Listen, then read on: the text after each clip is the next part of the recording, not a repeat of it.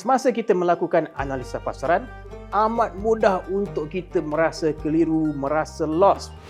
Dalam 30 Days Trading Recipe kali ini, kita akan belajar bagaimana indikator teknikal boleh membantu kita membuat keputusan dengan lebih baik. Ketahui jenis-jenis indikator anda. Kita ada indikator trend, momentum, volatility, aras dan macam-macam lagi. Nombor 2, fahami fungsi dan juga isyarat indikator tersebut.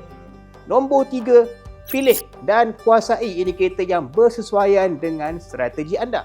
Dan yang terakhir sekali, yang keempat adalah anda pastikan jenis pasaran yang sesuai untuk menggunakan indikator tersebut. Adakah kita sekarang dalam pasaran yang menaik, pasaran yang menurun ataupun mungkin pasaran yang sedang mendatang. Indikator teknikal harus dipelajari dengan baik sebelum ianya digunakan.